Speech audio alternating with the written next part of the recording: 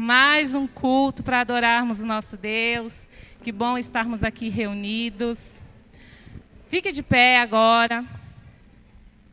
Vamos louvar ao nosso Senhor. Amém?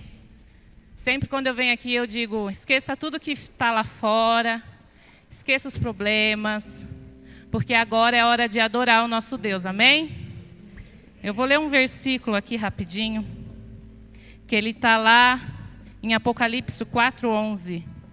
Diz assim: Tu, Senhor e Deus nosso, és digno de receber a glória, a honra e o poder, porque criaste todas as coisas, e por tua vontade elas existem e foram criadas. O nosso Deus é um Deus digno de adoração, da verdadeira adoração. Eu sou muito feliz em poder adorar a Deus. Eu adoro a Deus em espírito e em verdade. E se, por algum motivo, hoje você está triste, ou cansado, ou com alguma dor, doente, desanimado, em nome de Jesus, que você adore a Deus em espírito e em verdade, porque é Ele que vai te trazer a paz, é Ele que vai te trazer a alegria, é o Espírito Santo que vai confortar o teu coração, resolver os teus problemas. Amém? Então nós cremos nisso de todo o nosso coração. Então feche seus olhos. Fala para Ele o que você está sentindo, mas que você vai adorar a Ele em espírito e em verdade, porque Ele é o único Deus merecedor. Amém? Senhor, nós te louvamos, nós te entronizamos. Deus, como é maravilhoso estar aqui na tua presença, Senhor. Pai, em nome de Jesus, nós queremos te adorar, que o nosso louvor chegue a ti como aroma suave, Pai. Que o Senhor aceite o nosso louvor, que o nosso louvor alegre o teu coração. Senhor, nós sabemos, Pai, que muitas pessoas aqui, ou que está nos assistindo, possam estar com o coração doente, quebrantado. Senhor, tem muita gente que está sofrendo nesse momento, com algum problema que não consegue resolver. Pai, nessa manhã, nós também pedimos que o Senhor vá de encontro a cada coração, a cada mente, Senhor. Liberta a nossa mente, em nome de Jesus, das armadilhas de Satanás. Nós cremos que o Senhor é o único Deus e que está, Senhor, trabalhando ao nosso favor. Então, em nome de Jesus, Pai, vai a cada coração, entra nos lares, Senhor. Nós determinamos cura, salvação, libertação, em nome de Jesus. Receba o nosso louvor, receba a nossa adoração. Nós te louvamos, Pai, em nome de Jesus. Amém.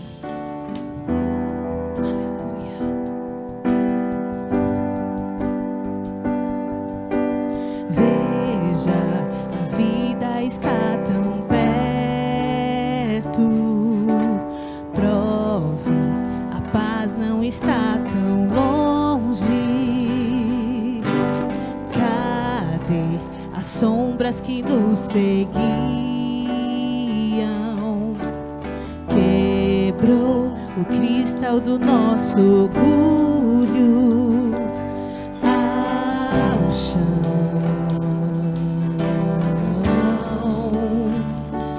ao chão. Declare e veja, veja, a vida está tão perto.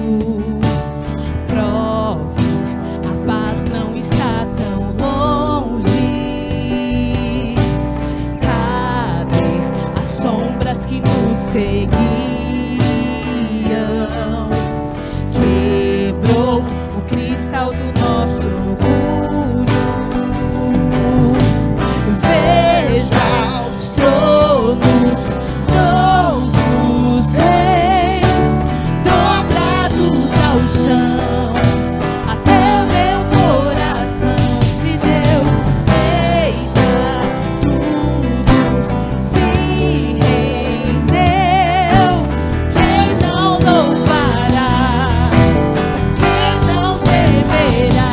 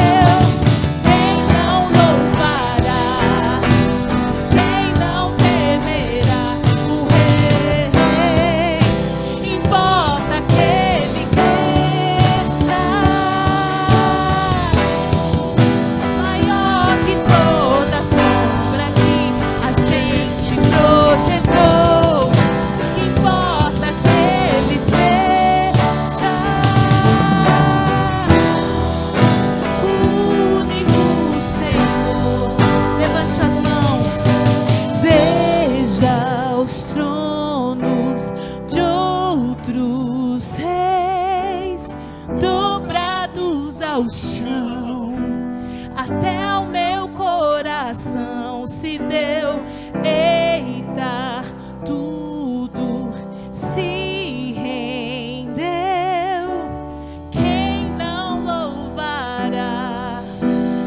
Quem não temerá o Rei? Aleluia. Oh, papai, nós te agradecemos, nós te louvamos nesta manhã. Todo louvor, toda honra, toda glória seja dada a ti. Que o Senhor cresça no nosso meio, que a tua vontade seja feita neste lugar. Nós nos rendemos a ti, nós elevamos o nosso coração a ti, nós nos dobramos diante de ti, porque tu és o único digno de todo louvor, o único digno de honra, o único digno de adoração. E nós te adoramos nesta manhã, papai. Recebe a nossa adoração como aroma suave, papai. Nós estamos aqui porque nós te amamos. Tu és o único Deus, o único Rei, o único Salvador, o único digno da nossa adoração. Nós te louvamos, papai, em nome de Jesus. Recebe, Pai, o nosso louvor nesta manhã. Vamos nos sentar. No Salmo 23, ele começa assim: o Senhor é meu pastor e nada me faltará. Você crê nisso? Eu vou dar um testemunho na minha vida sobre isso. A gente pensa assim, nada vai nos faltar. Mas eu tive um período da minha vida que me faltou trabalho, me faltou saúde e eu passei por um processo de separação. Tudo junto, né? Aí a gente pensa, faltou trabalho. Mas esse período que eu tive desempregada, não me faltou coisa alguma. E tinha aquela preocupação, eu vou conseguir um emprego? E eu tinha ansiedade de conseguir esse emprego para que não me faltasse o alimento em casa. E Deus me deu o emprego.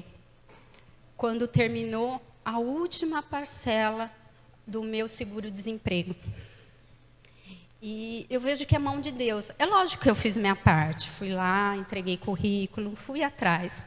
Mas Deus me deu assim exatamente logo depois do prazo, né? Então Ele me mostrou que Ele estava ali, né? Então me faltou emprego, mas não me faltou Deus, né? Me faltou saúde. Eu fiquei 23 dias internada, 13 dias na UTI, mas não me faltou Deus. Deus estava ali comigo o tempo todo, tá? Em muitos momentos eu falava para as pessoas, falava para minha irmã, que minha irmã se internou comigo, que tinha alguém lá no quarto da UTI comigo. E vocês sabem que a UTI não pode ficar ninguém, né? E a minha irmã falava, não tem ninguém aqui. Não tinha ninguém aqui. Você está delirando, meus remédios. E Deus estava ali comigo, né? E Ele é tão bondoso que os médicos permitiram que a minha irmã ficasse comigo na UTI. Então, Ele colocou anjos para me ajudar ali naquele momento difícil. A minha irmã ficava comigo à noite. E a minha outra irmã, que é uma prima que a minha mãe criou, que ficava comigo de dia. Então, minha irmã largou a casa dela para cuidar de mim. A minha outra irmã largou a casa dela, o filho dela de 3 aninhos, para ficar comigo, né? Então, me faltou saúde, mas não me faltou Deus e os anjos que Ele colocou na minha vida. Passei por um processo muito ruim. Sim, passei. Então, as coisas terrenas podem te faltar. Sim, então, se Deus é meu pastor, Ele não vai faltar. Vocês podem ter certeza disso. Você vai passar por tudo isso, porque Ele está lá com você. Então, por que me aconteceu tudo isso? para que eu estivesse aqui hoje, dando esse testemunho para vocês. Que Deus não vai faltar. Por quê? Porque Ele é nosso Pai, Ele é nosso pastor. Ele vai estar nos conduzindo, Ele vai estar nos guiando, Ele vai estar nos ensinando. Quando eu comecei a dar meu dízimo, eu já falei aqui para vocês, eu dava no cartão de crédito. Eu não tinha saldo na conta. Eu tinha débitos, eu devia para o banco, eu devia empréstimo, eu tinha muita coisa. Eu acho que foi 3 meses depois, eu tive um aumento no meu serviço. E um aumento assim, quase o dobro do meu salário. Que eu consegui sanar tudo isso. Tanta gente já falou isso aqui. A Karina, semana passada, essa semana falou sobre isso aqui. Que ela teve e foi suprindo. Então, Deus que não falta, Ele não vai faltar na vida da gente nunca. Vocês podem ter certeza, creiam nisso. Pode te faltar emprego, pode te faltar alimento, mas Deus não vai te faltar. Pode faltar para você, mas Ele vai te suprir de alguma forma. Com pessoas que Ele manda para te auxiliar. Com coisas que acontecem na sua vida que você fala, poxa, por que aconteceu isso? E eu fiz o 30 semana 3 vezes, gente. E numa dessas vezes, acho que foi na primeira, eu perguntei para Deus, o que aconteceu? Por que eu passei por tudo isso? Não sortava. E foi aí que Ele me mostrou tudo isso que eu falei para vocês. Foi Ele estava ali, Ele me mostrou, eu vi assim nítido, na UTI, eu olhando para uma cadeira e Ele sentado ali. Era Deus que estava ali. Eu fico emocionada, porque foi muito difícil, mas eu não desisti em momento nenhum. E quando eu tinha crises, por exemplo, eu tive uma convulsão, tive 2, aliás. O pastor Jonas foi lá, a pastora Inácia foi lá orar por mim. E depois da oração do pastor, 2 dias depois, eu tive alta. Eu melhorei assim, de um jeito que os médicos não acreditavam. Porque os médicos chamaram minha família lá. E 3 vezes eles falaram para mim, para minha família, a gente não tem mais o que fazer. Mas Deus tinha, Deus fez. Ele colocou os anjos, minha irmã, minha prima, pastor Inácia, pastor Jonas, que orou e me trouxe aqui. A partir daí, eu comecei a frequentar essa igreja. Eu comecei a estar aqui do jeito que Ele queria. Eu sei que eu tenho muita coisa para melhorar. Eu sei que 3 vezes no 30 semanas foram pouco. Eu tenho mais. Mas é isso. Deus não está longe. Deus está ali. Pode te faltar qualquer coisa, mas Deus não vai faltar. Então creia. Não tenha medo de dar seu dízimo. Não tenha medo de dar sua primícia, sua oferta. Dê com amor, dê com gratidão. Porque Deus vai sim te suprir. Vai te faltar coisas terrenas, mas as coisas do céu jamais. Você vai ter sempre paz. Vamos orar? Fique de pé, por favor. Feche seus olhos. Senhor Deus, queremos te agradecer, Pai, por nunca ter nos abandonado, Pai.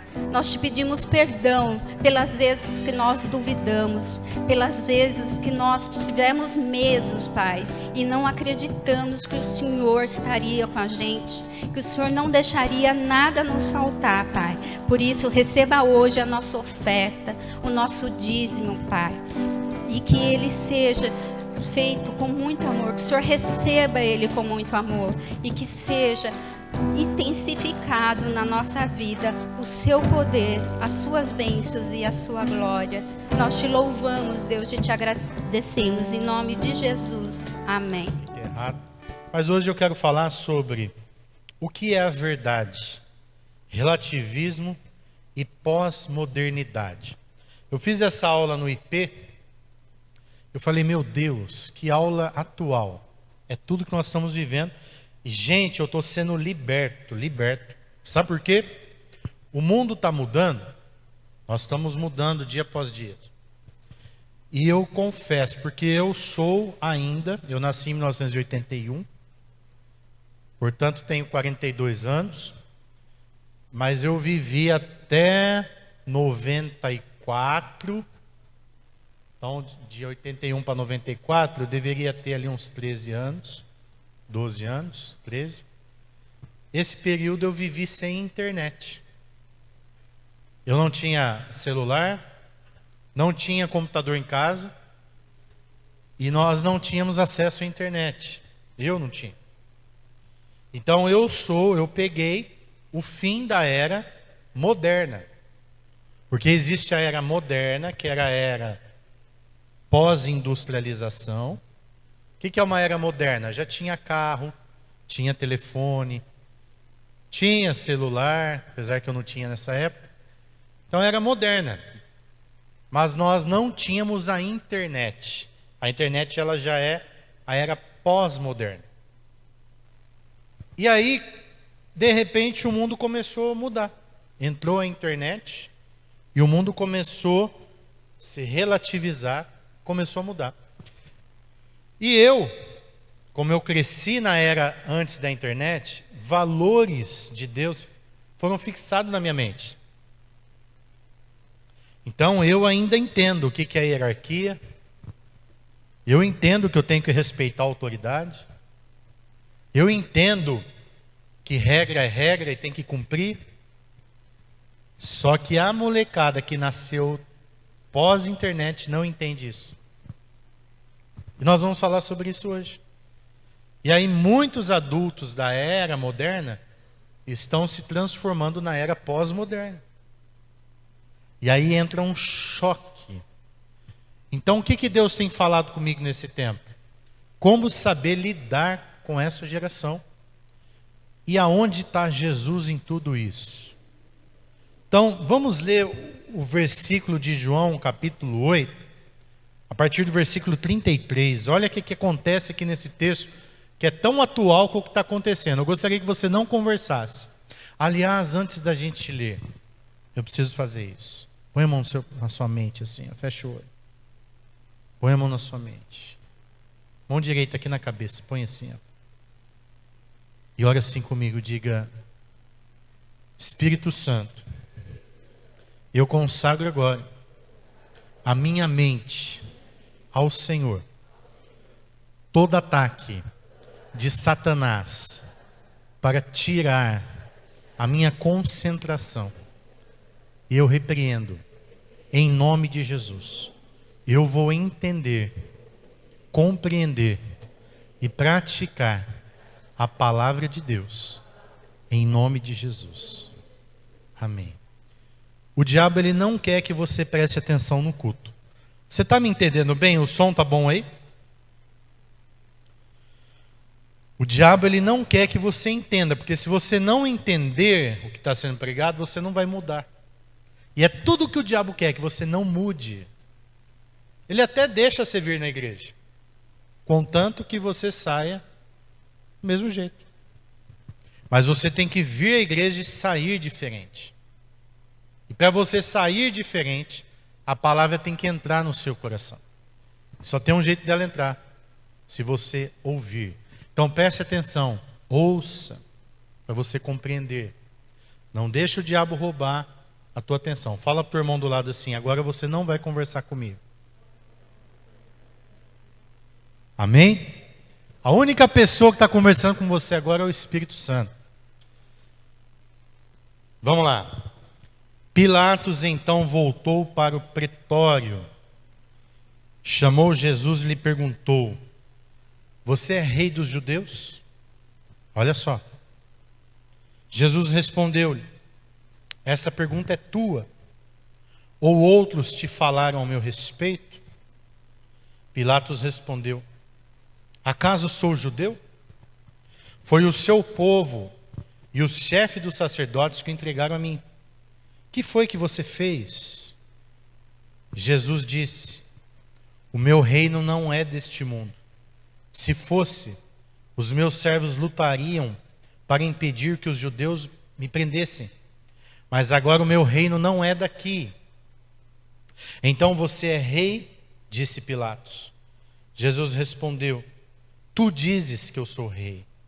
Para isso nasci e vim ao mundo, para dar testemunho da verdade.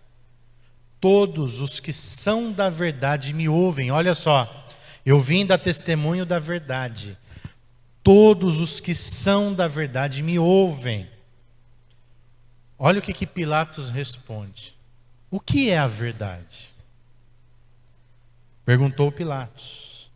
Depois de perguntar isso, saiu novamente para onde estavam os judeus e disse: eu não encontro nele motivo algum de acusação. O que é a verdade? Jesus está falando assim: eu vim dar testemunho da verdade. Aqueles que ouvem a verdade, esses me seguem. Aí Pilatos questiona: o que é a verdade? O que é a verdade? O que é a verdade?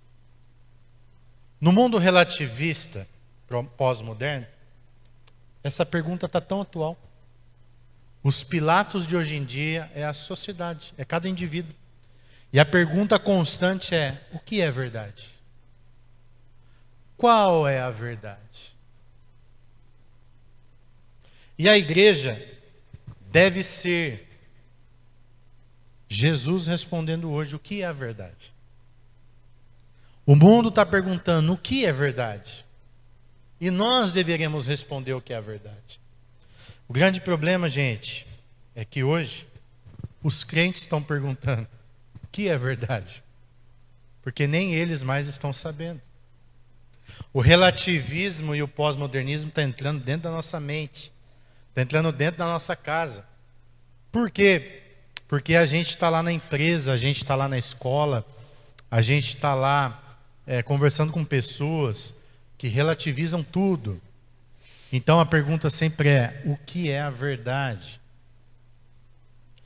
Na era do relativismo pós-moderno, o princípio fundamental é a desconstrução, preste atenção aqui, do que era antes e depois da internet. O que era considerado certo tornou-se errado, e o que era errado tornou-se certo. Tudo é relativo. O que importa é a minha verdade, o meu desejo, o meu modo de vida. Autoridades como pais, professores, policiais, médicos, pastores perderam a sua importância. Não há mais trono, apenas uma mesa de negociação, onde todas as vozes e opiniões têm o mesmo peso. A Bíblia é questionada e verdades universais e eternas estão sendo abandonadas. Preste atenção. A sociedade pós-moderna define sua própria verdade com base em pensamentos, sentimentos e desejos individuais. Por que o professor é agredido na sala de aula? Porque ele não tem mais voz de autoridade. Por que o pastor é questionado na mensagem? Porque ele não é mais visto como um homem de Deus, nem como um profeta. Antigamente o pastor falava, antes da internet, e nós pensávamos assim: o pastor falou. Você está louco? O pastor é o homem de Deus. O pastor é o anjo da igreja, ele falou, está falado. E eu já pensava assim: se ele estiver errado, é ele com Deus. A minha função é obedecer. Mas hoje não. Hoje o mundo está invadindo a igreja. E aí de repente a voz do pastor é só mais uma, ecoando na multidão. E o pastor fala assim: ó, dá esse estudo aqui. E o líder de célula vai lá e fala: não, esse não, vou dar esse aqui, porque eu acho que esse aqui é melhor. Eu já fui visitar células quando a gente tinha célula, que eu cheguei lá, não era nada daquilo que eu tinha mandado falar. Não era nada daquilo que estava no estudo. Aí eu falei: meu Deus, ela interpretou totalmente diferente ou ela quis dar o que ela quis? E a verdade é que ela quis dar o que ela quis, o que ela achou que estava certo. Eu já mandei mensagem aqui em cima do altar que pessoas que pregaram aqui não era nada daquilo que estava no script da mensagem. Então o relativismo, ele está dentro da nossa mente. E aí qual que é o fruto disso? A gente só faz o que a gente acha que é certo. Peraí, isso aqui eu não concordo não, então eu vou relativizar. Peraí, isso aqui, mandou eu falar isso aqui, mas eu vou falar do meu jeito. E a gente relativiza tudo, gente. Agora, preste atenção, esse é o pensamento que você traz da sociedade. Mas nós precisamos questionar se esse é o pensamento de Cristo. Se é isso mesmo que Jesus espera de nós. Eu vou dar aqui algumas... nós vamos falar aqui de algumas coisas antes e pós pré-modernismo, pós-modernismo. Como que era o pensamento antes e como que é agora. Preste atenção. Antes, a sociedade visava o romantismo e o simbolismo. Isso aqui simboliza isso. Isso aqui a gente romantiza. Agora, é tudo ocultismo. Tudo é oculto. Não existe verdade, não existe símbolo. Antes existia forma nas coisas. Hoje, a sociedade é antiforma. Nós não queremos forma de nada. Antes existia hierarquia. Agora existe anarquia. Que coisa terrível, né? O que é anarquia? Todo mundo manda. Todo mundo faz o que quer. Presta atenção aqui. Você é anarquista? Imagina, pastor. É sim. A maioria aqui, ou pelo menos a metade, só faz o que quer.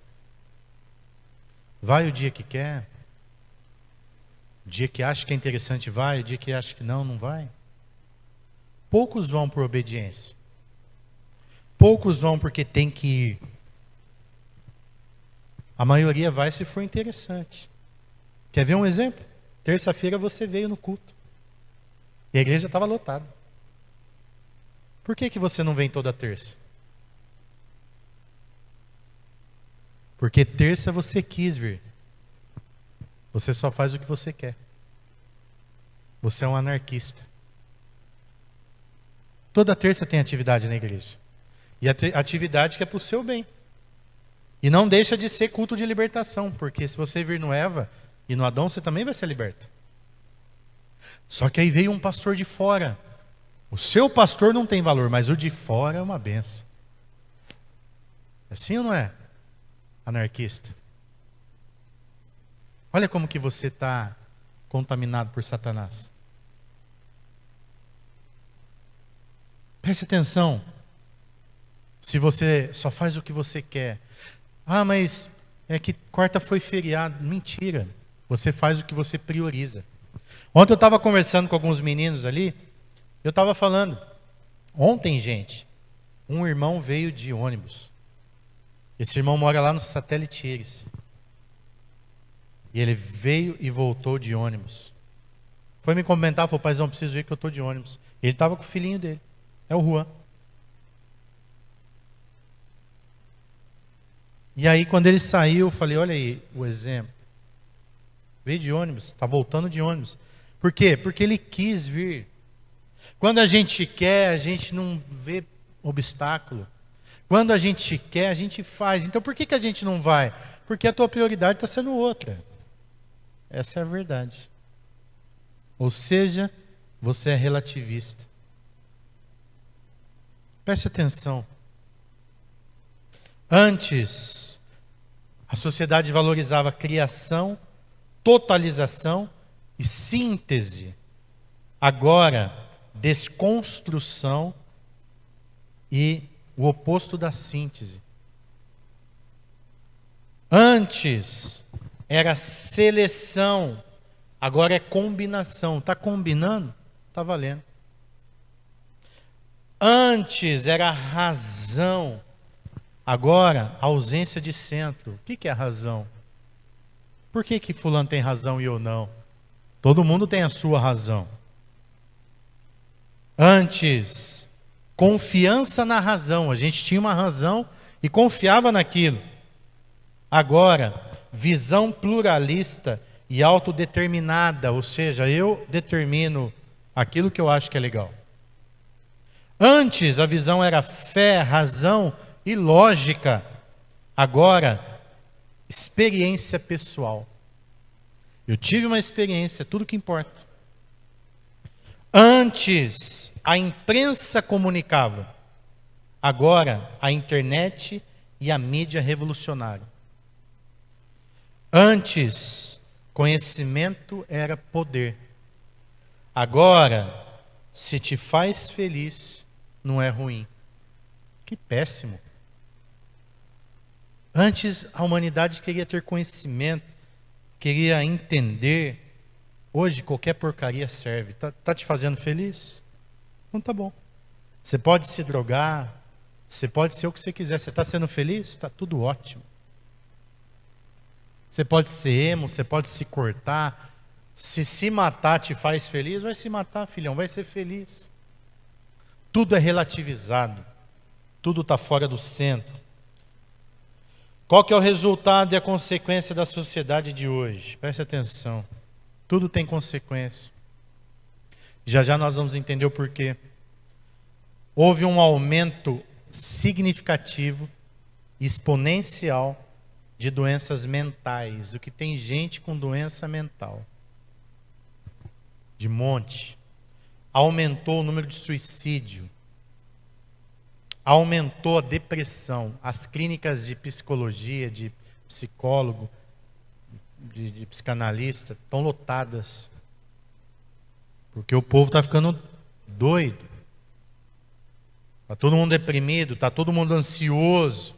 Presta atenção, você que está dentro da igreja está sofrendo com isso. Isso é fruto de um relativismo. Por que que antes não tinha tanta gente deprimida? Por que que antes não tinha tanta gente se matando?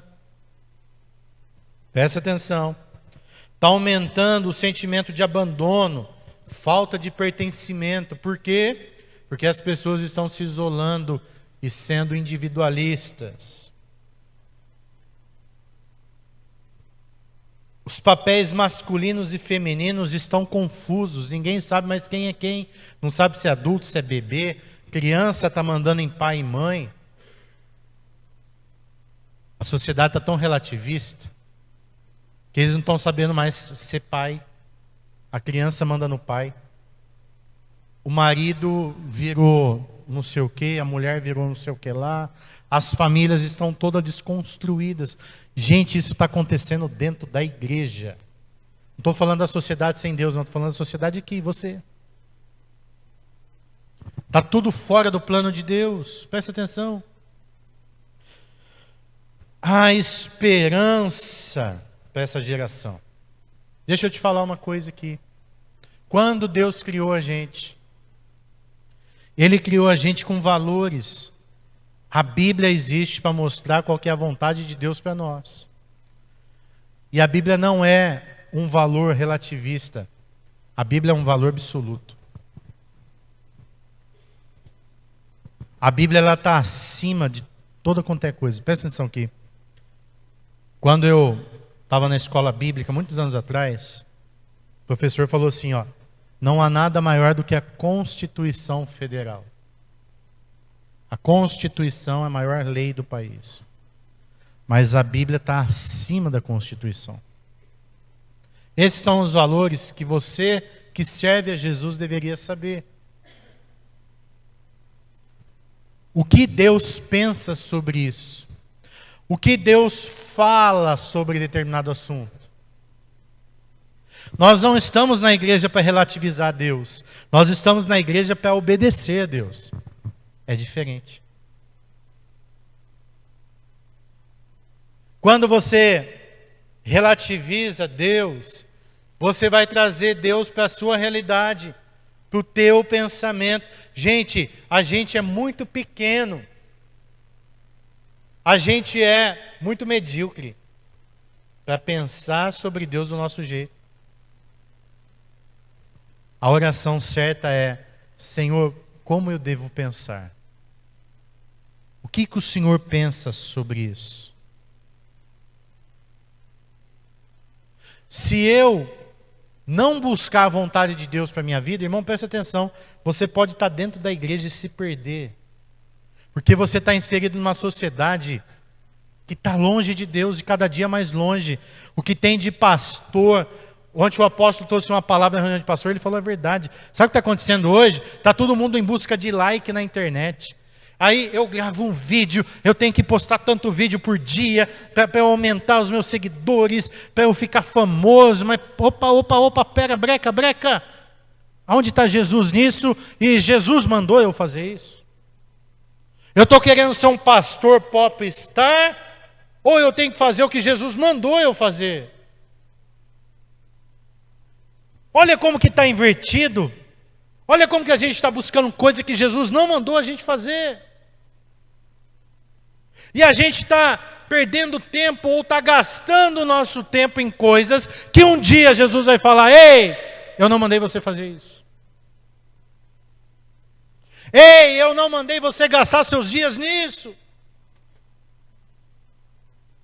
O que eu mandei você fazer, você fez.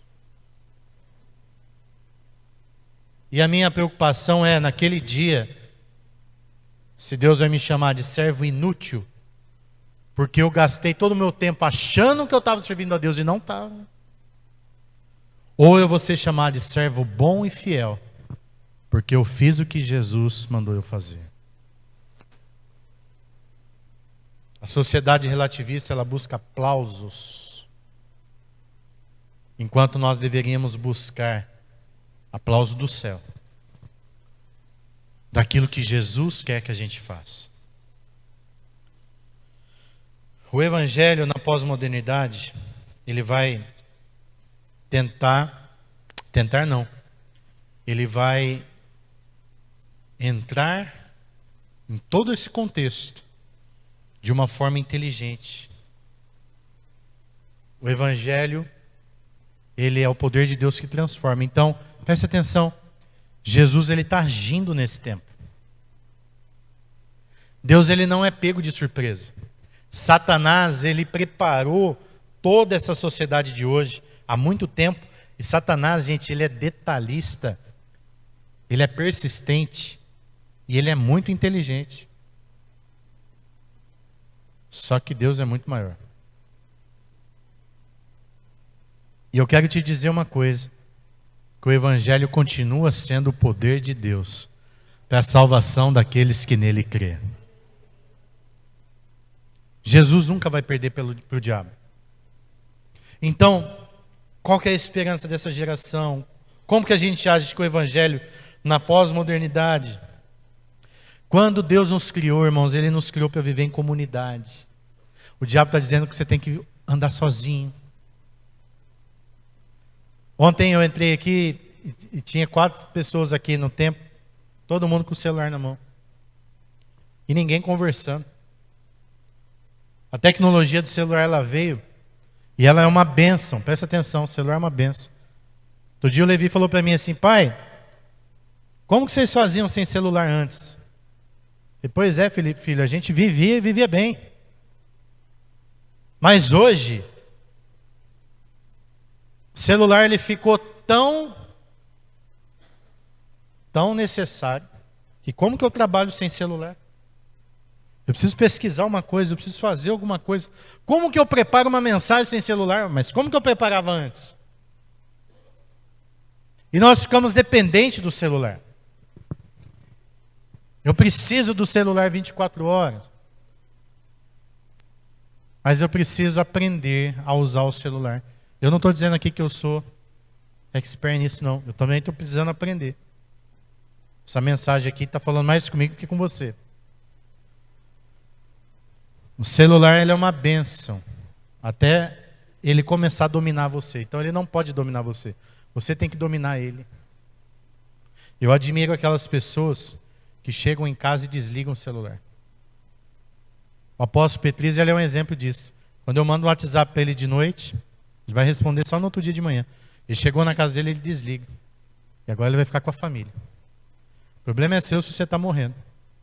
Morra com Jesus. Porque se nós, sabe gente, se eu não desligar o meu celular aqui, ó, eu vou responder mensagem o tempo inteiro. A pastora vive pegando no meu pé, porque quinta-feira é nosso dia de folga e a gente sai passear, a gente vai no shopping, às vezes a gente vai almoçar fora, e daqui a pouco tá blim, blim, blim, só caindo mensagem aqui: pastor, faz isso, pastor, me ajuda nisso, pastor, aquilo lá. E aí não é só vocês aqui, é um monte de coisa. e vem lembrete disso, lembrete daquilo. E se eu não parar, se eu não desligar, eu vou ficar o tempo inteiro trabalhando.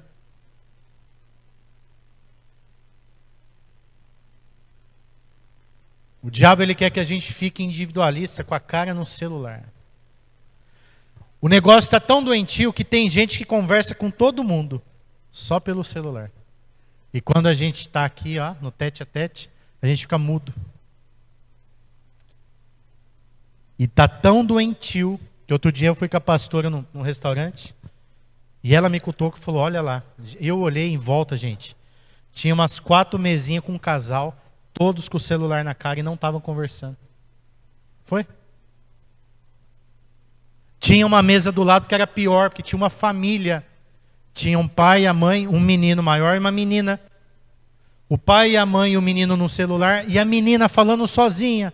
Blá, blá, blá, blá. Conversando sozinha. Porque ela estava sem celular, não tinha com quem conversar. Ela começou a falar sozinha. Aí a gente falou que judiação. Olha como que a sociedade está doente. Essa menina vai precisar de um psicólogo logo, logo. E nós não estamos percebendo o que o diabo está fazendo para destruir. E ele pegou a sociedade de um jeito tão fácil com a tecnologia. Deus ele nos fez para viver em comunidade. Olha, a gente não consegue fazer nada sozinho. Desde quando a gente nasceu, alguém precisou trocar a tua fralda.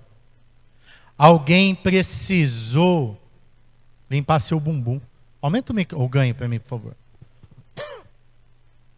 Alguém precisou pegar na tua mão para você dar os primeiros passos. Alguém precisou ensinar você a dirigir. Você não aprendeu sozinho. Hoje, a roupa que você está vestindo não foi você que fez. Ou você ganhou, ou você comprou. Alguém fabricou essa roupa para você vestir. Alguém cortou o seu cabelo, exceto aqueles que passam maquininha e cortam sozinho. Alguém teve que fazer esse aparelho para eu usar. Alguém faz a comida. E mesmo que eu faça a comida em casa, não foi eu que produzi o arroz nem o feijão. Eu comprei. Alguém foi o produtor. Alguém plantou, alguém colheu. Nós precisamos de pessoas. Presta atenção aqui, irmão. Não dá para eu viver sozinho. Se eu viver sozinho, eu vou ficar louco. Deus não me fez para viver sozinho. Eu preciso de você. E nós estamos cada dia mais isolados. Essa pandemia, ela não veio de Deus, ela veio do diabo. Olha como que acelerou a destruição da humanidade nesse quesito pós-pandemia. Como que as pessoas estão individualistas cada vez mais pensando em si próprio, nos seus valores. Eu não estou nem aí com o outro. Sabe, nessa manhã Deus está dando um alerta, primeiro para a gente entender, e segundo, preste atenção, para a gente ir contra tudo que o diabo está fazendo. Deus nos criou para viver em comunidade. Tudo que fazemos afeta outras pessoas. Presta atenção aqui, ó. Não tem como você pensar só em você. Você já prestou atenção que tudo que você faz afeta tudo? Olha aqui, se eu decidir não tomar mais banho. O relativista ele é assim, ele faz o que ele quer. Então eu decidi não tomar mais banho. Sabe o que vai acontecer? Você não vai conseguir ficar perto de mim. Então eu não posso fazer o que eu quero, porque eu convivo em sociedade. Se lá em casa ninguém decidir fazer mais nada, uma hora vai dar um problemão. Então, qual que é a lei de Deus? Eu não faço o que eu quero, eu faço aquilo que é bom para todo mundo. Então eu preciso sim ajudar a lavar a louça, passar o pano na casa, lavar a roupa. Por quê? Porque é o bem comum para todos que estão ali. E na igreja a mesma coisa. Eu não posso vir na igreja fazer o que eu quero. Por quê? Porque a igreja é uma comunidade. Então o que eu faço na igreja é visando todo mundo. Presta atenção aqui, você está aqui agora e as irmãs estão trabalhando voluntariamente para fazer o almoço para você depois. Para quem vai almoçar aqui. E lá embaixo tem irmãs olhando o seu filho para você prestar atenção no culto. Lá fora tem alguém olhando o teu carro. Alguém durante a semana pagou a conta da luz para você não chegar aqui na igreja e ficar no escuro. Alguém está se preocupando com alguma coisa para que o comum seja abençoado. Todo mundo seja abençoado. Alguém pensou nessa cadeira para você ter onde sentar. Alguém veio aqui de manhã, eu entrei aqui, estava muito gelado. Falei, vamos aumentar esse ar, vamos deixar mais gostoso, para a gente ficar num ambiente agradável. Alguém pensou nisso.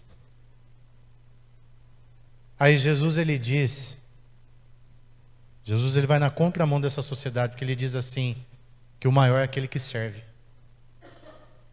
Os valores de Cristo não é pensando em mim, é pensando no outro. Ame o teu próximo como você mesmo.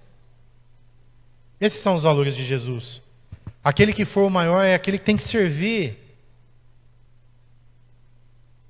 Eu vim para dar a vida para a salvação de muitos. Jesus ele foi altruísta, Jesus ele pensou em você, pensou em mim. E ele ensinou à igreja que nós temos que pensar no outro. Os valores de Deus, gente, existem para proteger. O individualismo é prejudicial. Os valores de Jesus são atemporais, ensinando a amar, a servir, dar para receber, descer para subir, morrer para viver. O Evangelho, preste atenção, ele vai invadir esses dias, sabe por quê? Agora nós vamos falar o que a gente tem que ser como igreja, para os de fora. Se lá fora está todo mundo pensando nele próprio, quando você for falar de Jesus para ele, sabe o que ele vai pensar? O que eu vou ganhar com isso? Hoje nós não evangelizamos mais com palavras. Sabe qual que é o evangelho hoje? Poder de Deus. As pessoas precisam ter experiências com Deus. Gente, como que nós vamos evangelizar nesse tempo? Mostrando o poder de Deus. A gente não convence mais com discurso. A gente vai orar. Hoje nós vamos evangelizar. A gente não vai falar, ó, vem cá, Jesus é bom, viu? Você precisa sair do pecado. Isso não... O diabo conseguiu blindar a pessoa disso, mas o diabo não blinda ela de sentir o poder de Deus. Então, o que você vai fazer? Você só vai falar, vem cá, deixa eu orar por você. Você põe a mão, aí o Espírito Santo faz o resto. E ela vai sentir. Uma vez nós estávamos lá na 13 de maio, e veio uma senhora, eu falei, posso orar pela senhora? Ela pode, ela fez assim. Pus a mão nela, ela já começou a chorar. O que a senhora está sentindo? Não sei. Falei, é Jesus que a senhora está sentindo. E ela foi embora chorando. Só que naquele tempo a gente não tinha experiência, nem panfleto eu tinha na mão. Gente, é um tempo que Deus está usando para colher muitas almas. Presta atenção aqui. Deus quer usar você nesse tempo com o poder dele. Não é só o pastor que faz isso, não é você que vai fazer isso. Você vai ser usado por Deus, mas se você se colocar na brecha, então sabe o que você tem que fazer? Primeira coisa, você tem que blindar a tua mente do relativismo. Desde criança minha mãe falava assim para mim, filho, nós cremos assim. Eu estou falando para vocês nessa manhã como meus filhos espirituais. Filhos, nós cremos assim. Deus criou homem e mulher. Não criou dois homens e duas mulheres. A Bíblia diz que Deus fez macho e fêmea. Pastor, eu estou em dúvida quanto à minha orientação sexual. Eu quero orar com você, eu quero te ensinar em amor, filho. Mas Deus te criou para você ter uma identidade. Essa identidade, ela não é confusa. Eu estou em dúvida se eu tenho que morrer, se eu tenho que viver. Eu quero te dizer nessa manhã que Deus te fez para você viver e viver muito. E viver feliz. E toda essa tristeza, toda essa bagunça que está na tua mente, não vem de Deus, mas ela vai sair em nome de Jesus. Nesse tempo Deus está operando cura, e não é só física, é cura na mente, é cura no coração, é cura na alma. E a igreja precisa ser curada para sarar. Não tem como eu sarar alguém se eu estou doente. Primeiro você tem que ser curado das suas dúvidas. Sabe, irmão, a nossa igreja, ela não faz programa à toa. Sabe por que existe Adão e Eva? Fortalecer a tua raiz na fé. Sabe por que existe 30 semanas? Para você ser curado da alma, daquilo que você tem dúvida. Outro dia eu estava conversando com uma irmã daqui, ela falou, pastor, eu fiz o 30 semanas só por fazer, agora eu estou entendendo a importância. Eu falei, então volta. Sabe, tem muita gente aqui que fez só por fazer, e tem muita gente aqui que nem fez ainda. E você precisa se curar desse relativismo, desse bombardeio diário que você recebe. Você já se pegou questionando do que o pastor prega aqui? Você questiona Deus, você questiona a Bíblia? Irmão, alguma coisa está errada com você. Se eu pregar alguma coisa aqui que não está na Bíblia, você tem total direito de questionar, mas se eu estou pregando a Bíblia, você está questionando Deus? Foi Deus que escreveu a Bíblia.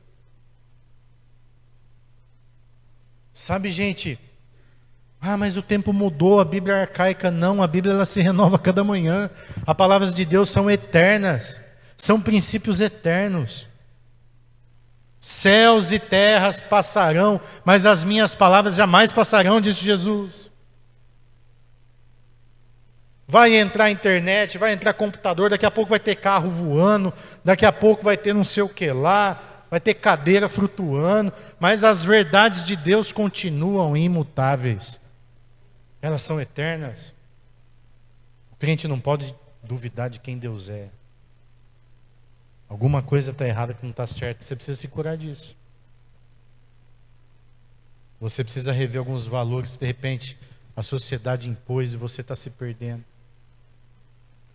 Pastor, mas lá na minha faculdade, se eu falar que eu sou crente, eu estou morto. Deixa eu te falar uma verdade que eu escutei. No mundo pós-moderno relativista, todo mundo tem voz. E já que todo mundo tem voz, você tem também. Eu queria muito fazer faculdade hoje. Que hora que todo mundo falasse asneira, eu ia levantar a mãozinha, eu ia falar as minhas asneiras também. Para eles é asneira, mas para mim é verdade. Já que todo mundo tem a sua verdade, então deixa eu falar a minha. A minha verdade é que existe um Deus que criou os céus e a terra, um Jesus que morreu na cruz, e está vivo, e está dentro de mim, e quer salvar você também. Essa é a minha verdade. É a verdade do Deus que eu sirvo. E ela tem que ser anunciada. Sabe, o macumbeiro fala o que ele quer, o espírita fala o que ele quer, o teu cunhado encapetado lá, pingaiada, fala o que quer e você fica quieto. De medo de contradizer. Fala a tua verdade também, fala em amor. Fala a tua verdade lá na faculdade, levanta a mãozinha. Fala a tua verdade no teu serviço. Todo mundo lá é anticrente. Fala que você é de Jesus, que você não troca Jesus por nada. Pastor, eu tenho vergonha. Então cuidado para Jesus não chamar você de covarde. Que a Bíblia diz que naquele dia os covardes não entrarão no céu. A Bíblia fala também que aqueles que se envergonham de Jesus não entrarão no céu. Se tem uma coisa que você não pode ter vergonha, irmão, de falar que você é de Jesus. Tem gente que nem fala de Jesus na internet de vergonha. Outro dia eu perguntei a uma pessoa, por que você não põe nada da igreja? Pastor, para não queimar meu Instagram, senão o liquidinho vai olhar lá e aí eu não consigo emprego. Gente, isso me deixa tão triste. Imagina Jesus. Você tem vergonha de falar que você é de Jesus? Então você precisa, volta lá. Os meninos estavam brincando com a trilha do crescimento lá. Olha lá na parede lá, gente. Trilha do crescimento. Você que está aqui na igreja, você tem que fazer tudo aquilo lá, né? Aí eles estavam com preguiça. Eles falaram, pastor, mas tudo aquilo lá, tem como pular lá para frente? Aí quem tem vergonha de Jesus tem que voltar lá para o comecinho de novo da caminhada. Lá. Volta lá que você não entendeu nada. Faz o curso inteiro, olha lá. Está aqui, né? Faz o curso inteiro. Está com vergonha de Jesus? Volta lá de novo. Volta na primeira etapa, né? Porque isso aqui é para você se tornar crente. Isso aqui é para você crescer na fé. Parece difícil isso aqui, viu, gente? Mas isso aqui é só você vir. Só vir. Vem fazendo tudo o que tem que fazer. Está tendo um curso? Vem e faz. Está tendo seminário? Vem e faz. Abriu a inscrição em tal coisa? Vem e faz. Eu garanto para você, se você fizer tudo em 2 anos, você termina. Tem coisa aqui que ainda vai ser inaugurado. Que a igreja inteira ainda não fez. A gente ainda está preparando o material. Mas tem crente que a Bíblia fala disso, esfriou na fé. Para aqueles que esfriaram na fé, precisa de um avivamento. Você sabe o que é avivamento? Avivamento. É voltar a viver. Triste isso. Avivamento não é conhecimento. Avivamento é fazer o que Deus quer que você faça. Avivamento é o Espírito Santo agindo em você. Você pode conhecer a Bíblia inteira, presta atenção. Pastor, estou na igreja faz 30 anos. Eu conheço a Bíblia inteira. Pois é. O diabo nasceu no céu. Quando a Bíblia está sendo escrita, o diabo estava perto. Conhece a Bíblia melhor que eu e você. E não deixou de ser diabo. Sabe por quê? Porque ele conhece e não pratica. A gente precisa praticar a palavra. Precisa viver a palavra. Crer na palavra. E dar fruto conforme a palavra ensina. Aí eu sou crente. Ser crente não é vir na igreja. Apenas. Ser crente é entender o que Deus está fazendo e se mover nele nesse tempo. A minha pergunta nessa manhã é: você está se envolvendo em Deus nesse tempo? Deus está te usando nesse tempo? Você tem sido um instrumento nas mãos de Deus nesse tempo? Porque a igreja, ela existe para quebrar as cadeias do inferno. E a igreja que eu estou falando é eu e você. Nós existimos, gente, para libertar pessoas. Nós existimos para invadir o inferno e tirar as pessoas de lá. É para isso que a gente existe. É por isso que a gente vem na igreja. Sabe para quê? Para a gente proclamar o reino. Para quem você orou essa semana? Para quantos enfermos você orou nessa semana? Para quantas pessoas você falou assim: olha, Jesus pode mudar a tua vida? Como que está a tua casa? A tua casa, ela serve a Jesus de verdade? Você ora lá na tua casa? Vocês leem a Bíblia? Vocês têm comunhão com Deus? Como é que estão os valores de Deus dentro de você? Às vezes a gente está tão no automático que a gente vem para a igreja, cumpre o protocolo e sai, e a gente está escutando e está fazendo e tal, mas não está vivendo. O Espírito Santo não convence mais, você nem chora mais. Você está tão envolvido nas coisas desse mundo. Você está num culto já pensando amanhã o que você tem que fazer, as contas que você tem que pagar, a hora que você tem que acordar. Você está tão no automático que você não está nem entendendo o teu chamado diante de Deus. Eu escutei uma frase do apóstolo ontem, eu já vou encerrar a mensagem. Que a hora que ele chamou para orar, eu falei: Senhor, tem misericórdia de mim. Tem um monte de crente que já perdeu o Espírito Santo e nem percebeu. Sabe por quê? Porque Deus não fala mais com você. Presta atenção aqui.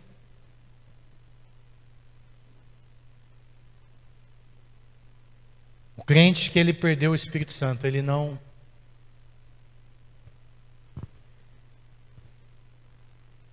sente mais pesar pelo erro dele. Ele acha que está tudo bem, está tudo certo. Ele acha que ele é até santo.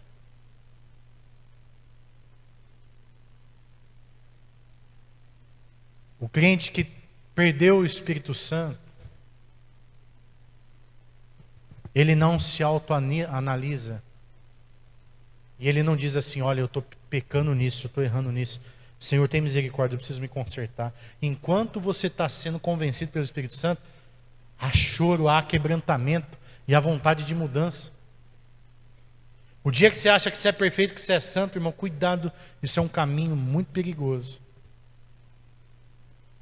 Para você esfriando cada vez mais, aí você não chora mais. Você não se arrepende mais. Você não sente mais a presença de Deus. E você vira um relativista dentro da igreja. Sabe o que acontece com a pessoa que perde o Espírito Santo? Ela vem na igreja para mostrar coisas. Olha lá, aquilo lá nada a ver.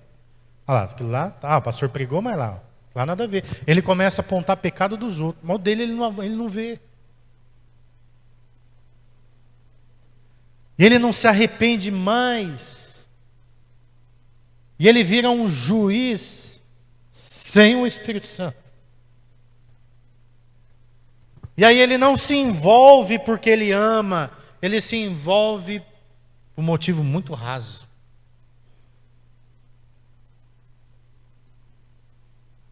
Se vir na igreja, irmão, é uma coisa obrigatória para você. Você não entendeu nada de Deus ainda. E Deus quer quebrar isso nessa manhã. Quer tocar em você nessa manhã.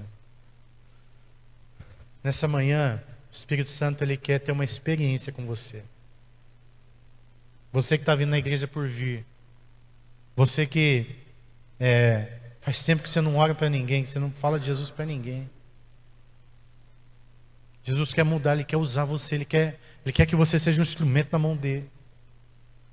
Principalmente você que vai no evangelismo hoje à tarde. Deus quer usar você de uma forma especial hoje. A partir de hoje, sua mão vai ser poderosa na mão de Deus. Mas Ele quer usar aqueles que desejam, aqueles que querem. Olá, Então, eu sou o pastor Jonas, aqui da Igreja Esperança Viva, e acredito que você acabou de ouvir uma palavra direto do céu para o seu coração e que Deus falou muito com você. Por isso nós queremos te conhecer melhor. Você pode deixar um comentário, deixar o seu like nessa mensagem e também agora, nesse momento, vai aparecer um QR Code aí na sua timeline e você vai poder então fazer as suas decisões. São 3 decisões que nós oferecemos para você fazer a partir de agora. Lendo esse QR Code, a primeira decisão é se você quer aceitar Jesus como seu Senhor e Salvador. Nesse QR Code vai aparecer um formulário, você preenchendo e deixando o seu contato, nossa equipe entrará em contato com você. A segunda decisão é se você está desviado, longe dos caminhos do Senhor, longe da igreja e sentiu no coração o desejo de retornar, então você poderá também preencher esse formulário e colocar o seu desejo de retornar aos caminhos do Senhor. Também entraremos em contato com você e iniciaremos uma conversa nesse sentido. E a terceira decisão, você que quer descer as águas do batismo, também poderá preencher o campo e então poder tomar essa decisão tão importante que Deus deseja de nós. Fique conosco, não saia dessa conexão, porque Deus tem muito para dar para você. Que o Senhor te abençoe muito, no nome poderoso de Jesus.